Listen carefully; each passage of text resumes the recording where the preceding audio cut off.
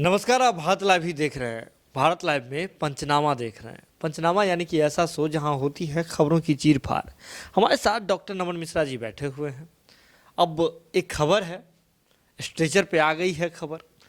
Surgical blade लेकर के जो होता है उसको लेकर के वो तैयार है।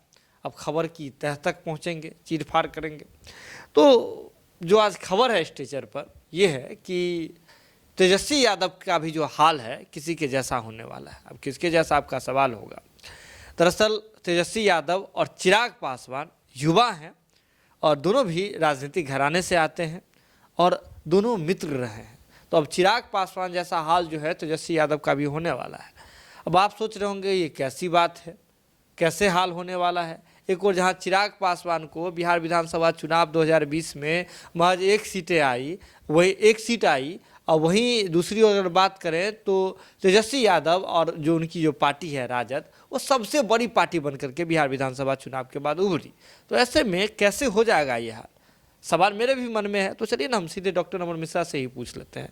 तो सर ये बात बताइए कि तेजस्वी यादव का जो हाल है चिराग पासवान जैसे कैसे होने वाला है। देखिए, ये हम नहीं कह रहे हैं, ये मैं आपको स्पष्ट बता दूं कि आज बहुत अच्छी चर्चा हो रही थी। दिल्ली के एक नेता हैं, वो मुझे फ़ोन किया था उन्होंने, और जिस पार्टी से हैं आप समझ ही रहे होंगे कि जब चिंता उनके मन में है कि तेजस्वी जैसा हाल चिराग जैसा ना हो जाए, तो ऑब्वियसली वो किस पार्टी के होंगे। और काफ़ी दिनों से राजनीति करते आ रहे हैं, लालू जी के करीबी नेताओं में से एक हैं। और उन्होंने एक बहुत मैंने बात करते हुए बहुत सारी बातें उन्होंने कही। उन्होंने कहा कि नीतीश का समय पूरा हो गया है, अब कभी भी नीतीश कुमार इस्तीफा दे सकते हैं, या एक बार अगर वो सत्ता से विहीन हो जाए तो फिर उनको दोबारा स्थान नहीं मिलने वाला है।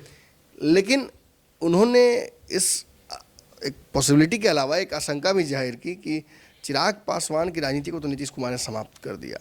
अब डर ये है कि कहीं इसी तरह से तेजस्वी यादव की राजनीति पर भी अपना ग्रहण लगाकर वो ना चले जाए।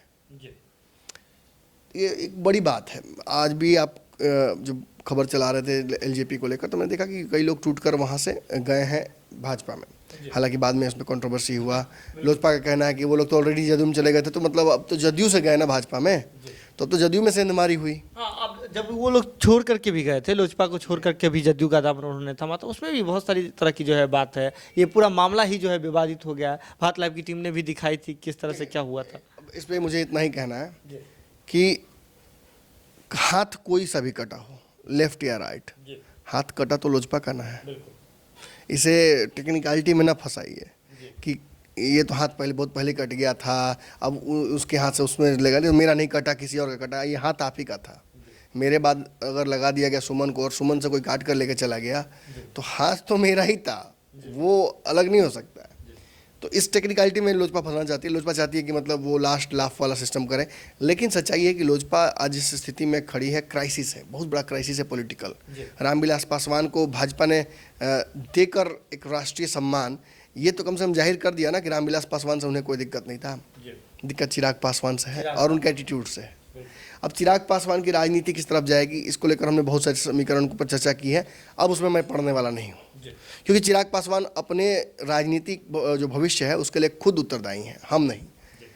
अब बात होगी चिराग पासवान के छोटे भाई तेजस्वी यादव की, जो काफ़ी ऊर्जावान है और काफ़ी मतलब लगता है कि राष्ट्रीय राजनीति में जिस तरह से उनका चेहरा बड़ा हुआ, कहीं ना कहीं मुझे लालू यादव के कूटनीति पर एक बार फिर से भरोसा बढ़ गया। क्योंकि मुझे याद है कि लालू यादव ने एक समय में कहा था कि कन्हैया और तेजस्वी एक बराबर है, एक जैसा है मेरे लिए। और फिर कन्हैया कुमार का कद धीरे से छाट दिया गया। तो आज उसी कद को छाटने की वजह से तेजस्वी यादव की थोड़ी सी कद को इजाफा हुआ है। देखिए, लोग मानेंगे नहीं, लेकिन मैं जानता हूँ, मैं इस चीज़ को इसी रास्ते पर मैं चलूँगा। और तेजस्वी यादव इतनी ज़्यादा सीटें जीत कर लेकर आए, सबसे बड़ी पार्टी बिहार में उनकी आज भी है, कल भी थी, लेकिन सरकार नहीं बन पा रही। ऐसे में पेशेंस बहुत इम्पॉर्टेंट है। तेजस्वी और चिराग में जब कंपैरिजन कर रहे थे तथाकथित नेताजी, तो मैंने भी कुछ बिंदुओं को छुआ था। हालांकि उस कन्वर्सेशन को मैं सुना तो नहीं सकता दर्शकों को, लेकिन मैं चाहूँगा कि रीएनेक्ट जरूर करूँ, कि बड़ा इंटरेस्टिंग। तो उन्हें सबसे पहली चीज़ जो दोनों के बीच में कॉमन लगी, वो लगा कि दोनों के पिता बहुत कद्दावर नेता रहे हैं और उनके जूतों को अपने पाँव से भर पाना संभव दोनों के लिए नहीं है। ये बात मैं भी एग्री करता हूँ। लेकिन इससे बड़ी चिंता है, इससे बड़ी चिंता ये है कि दोनों काफ़ी दिनों से सत्ता से अपने हिसाब से ताकत जो प्राप्त करके सत्ता प्राप्त होती है उससे काफ़ी दूर दूर रहे हैं। जब लालू प्रसाद यादव बिहार की राजनीति से बाहर हो गए थे तब से आज तक, भले ही वो बीच में एक बार महागठबंधन की सरकार में आए, लेकिन मैं उसे मानूंगा नहीं, क्योंकि वह सत्ता उनके अकेले से प्राप्त नहीं हुई थी। अपने दम पर सत्ता बिहार में वो नहीं ला पाए हैं। वहीं अगर हम नीतीश की बात करें तो नीतीश के साथ भी यही कहा जा सकता है कि अपने दम पर कभी सत्ता नहीं प्राप्त की, लेकिन नीतीश कॉमन फैक्टर रहे ना हर सरकारों में। ये उनकी विश्वसनीयता को बढ़ाता है, ये उनकी राजनीतिक भविष्य की तरफ आशा बढ़ाता है। वहीं चिराग पासवान को आप देखिए तो उन्हें भी इस तरह से सत्ता प्राप्त किए हुए, हालांकि रामविलास पासवान तो कभी सत्ता प्राप्त कर ही नहीं पाए बिहार का, प्रयास तो बहुत किया उन्होंने, लेकिन अकेले दम पर नहीं कर पाए। एक बार प्रयास किए थे तो उन्होंने, हाँ, तो लालू नीतीश कुमार ने झटका दिया था, वो कभी भुलाएंगे नहीं। लेकिन ये एक बड़ी राजनीतिक समझ वाले व्यक्तियों को ये पता चलेगा कि दोनों का जो सबसे बड़ा ड्रॉबैक है वह यही है कि सत्ता से काफ़ी दूर रहे हैं। अब उसके अलावा जो बड़ी बड़ी समस्याएं सामने हैं उसमें से एक है कि नीतीश कुमार फिलहाल जिस तरह से राजनीति कर रहे हैं बिहार में, भाजपा को देखिए, भाजपा किस तरह से लीड में थी और आज भाजपा से उन्होंने लीड अपनी तरफ कर लिया है। उस सरकार में, जिस सरकार में 28 सीटों का नुकसान उन्हें हुआ है, 2 डिप्टी सीएम भाजपा के हैं, पावर सेंटर्स भाजपा के हैं, भाजपा डिसीजन ले रही है, भाजपा नीतीश को डिक्टेट करती है, लेकिन नीतीश कुमार फिर जुगाड़ करके अपने आप को प्रासंगिक और मजबूत कर लेते हैं। हालांकि टेम्पोररी ही हो, हाउ टेम्पोररी इट में भी, बट स्टिल नीतीश कुमार बिहार की राजनीति में फिर से अपना सिक्का जमा चुके हैं। आज जिन समीकरणों पर नीतीश कुमार काम कर रहे हैं, मैं आपको एक बात बता दूं, डरना चाहिए। डरना इसलिए चाहिए क्योंकि नीतीश जो चाहते हैं वो कर देते हैं। हाँ, मैं नीतीश कुमार की बड़ाई नहीं कर रहा हूँ, मैं उनकी राजनीति की सूझबूझ की, उनके कनिंगनेस की यहाँ पे बस व्याख्या कर रहा हूँ। नीतीश कुमार बिहार की राजनीति में जो चाहे हैं सो उन्होंने किया है, प्राप्त कर लिया है।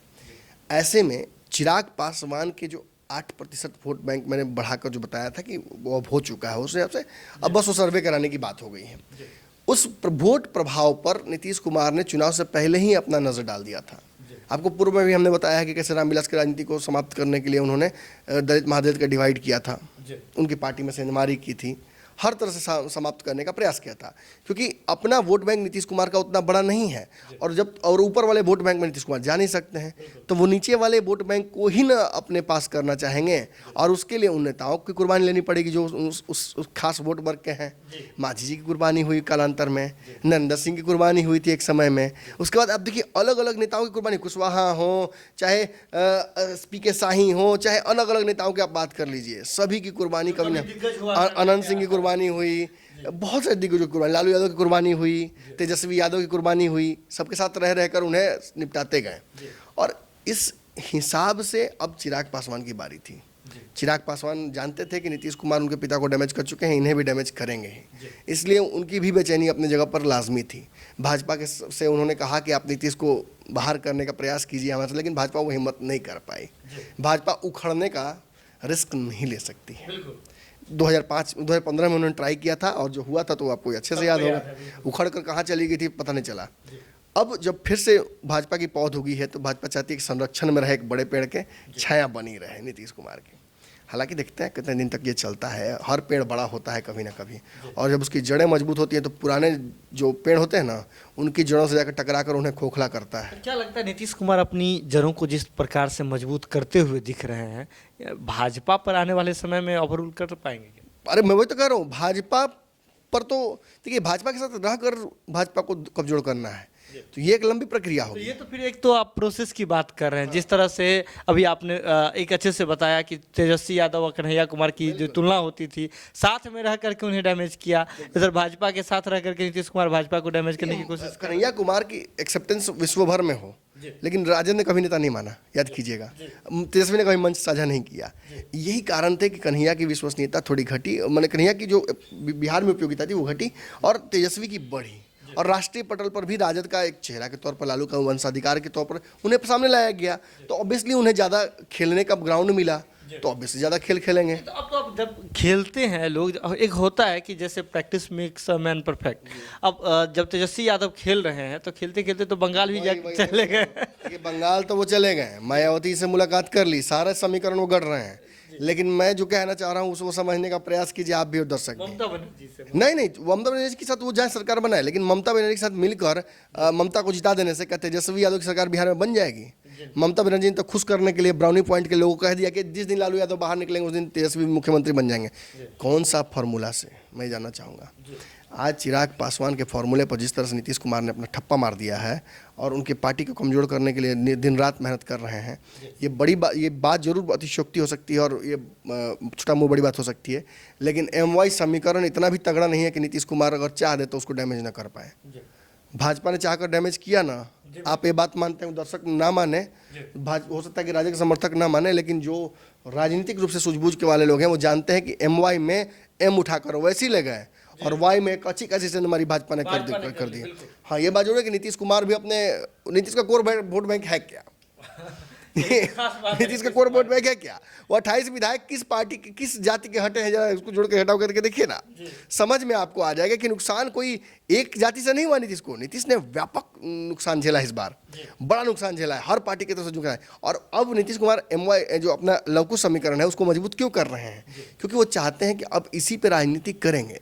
लौकुश को जोड़ देने के बाद अब धानुक दुनिया बहुत सारी जाती हैं जिनको जो एक साथ जोड़ सकते हैं, और चिराग की राजनीति जमीन जब घसकेगी तो इसको भी देखिए, कहा था कि जो खिसकेगा तो पकड़ेगा। हाँ, बगल में गोतिया आपका है, आप बाहर जाकर बस जाइएगा, आपसे लड़ाई झगड़ा करके माथा फुटबॉल करके आपको बाहर बसा देगा, धीरे से हल्का हल्का करके घसक के आपका जमीन में हथिया लेता है, बाद में फिर कपर फॉरवर्ड होगा जैया होगा।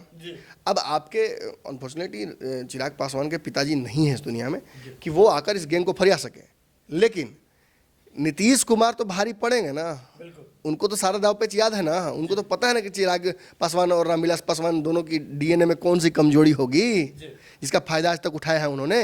राजनीतिक DNA की बात कर रहा हूँ, फिर नक्श ना हो जाए, मैं किसी के DNA पर सवाल नहीं खड़ा कर रहा हूँ। हाँ, लेकिन यहाँ से डरना किसको चाहिए इमीडिएट? इसके बाद देखिए, जब आपको याद होगा एवेंजर्स जो फिल्म थी, जिन लोगों ने देखा है इंडिया में, उनको पता होगा कि थैनोस जब सारे ब्रह्मांडों को तहस नहस करके आ रहा था और इक्विलिब्रियम यानी समानता समाजवाद स्थापित करने के अपने हिसाब से उस समाजवाद की जो कि एक बैलेंस बनाना चाहता था कि आधा आधा सब कुछ कर दिया जाए कि बोझ ना पड़े प्रकृति पर। तो जब वो निस्तनाबूद करता हुआ आ रहा था तो पृथ्वी को पता चल गया था, पृथ्वी के लोगों को, कि यहाँ भी आएगा। वो जो मणियाँ खोज रहा है अपने अंगूठी में लगाने के लिए, वो कम पड़ रही है, वो खोज रहा है, जिसका हो जाएगा वो आएगा और पृथ्वी को भी तबाह करना चाहेगा, और उसने किया।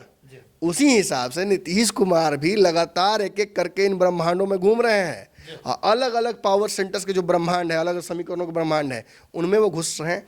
ये फिर मैं कहूँगा छोटू में बड़ी बात हो सकती है कि नीतीश कुमार MY समीकरण ध्वस्त कर देंगे, ये बुरे सपने में भी राजद के लोग नहीं सोचते हैं। ये ऐसा चीज़ है कि लोग दरवाजा खुला छोड़ के सोच सकते हैं कि या नीतीश कुमार जी चुरा लीजिए MY अगर है हिम्मत तो। लेकिन आप इतना हल्का मत समझिए नीतीश कुमार जी को।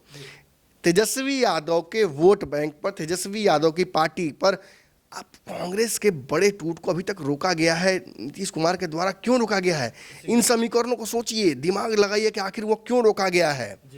वो चाहते ही नहीं है कि ये मैं तोड़ कर लाऊं तो ये मैं बांटूं भाजपा के साथ। वो अपनी जीत, अपना रिजर्व वोट बना चाहते हैं। और आज भी ये सच्चाई है कि राजद के कई लोग भले ही कट्टर हों, लेकिन कई लोग आज भी नीतीश कुमार के संपर्क में हैं और इनकी मुलाकातें बंद दरवाजे में होती हैं या किसी के मार्फत से बातें होती हैं। लेकिन नीतीश कुमार तेजस्वी यादव के वोट बैंक पर, उनकी राजनीति पर बट्टा लगाने के लिए, स्टॉपेज लगाने के लिए अलग अलग जो समीकरण लगाते रहते हैं। और आज जिस तरह से भाजपा के साथ, देखिए आज भाजपा के साथ वो चुपचाप होकर चल लिए, एक सब बीच में समय आया लगा कि भाजपा को छोड़ देंगे, साथ रहकर भी डैमेज करते हैं। उस वक्त जिस समय नीतीश कुमार सीधे नीतीश कुमार लेकर लालू यादव को आए थे, 17 में सरकार बना, 15 में सरकार बना ली थी। 17 में कोई ऐसी आवश्यकता नहीं थी जिसकी वजह से नीतीश कुमार उस सरकार को तोड़ सके, लेकिन फिर भी उन्होंने तोड़ा ना, और डैमेज इतना बड़ा किया कि चाह कर भी आप वापसी नहीं कर पाए। 19 के चुनाव में 1 सीट मात्र जीत कर आई थी महागठबंधन, और वो भी किशनगंज में कांग्रेस जीत कर आई थी, राजद का खाता तक नहीं खुला था।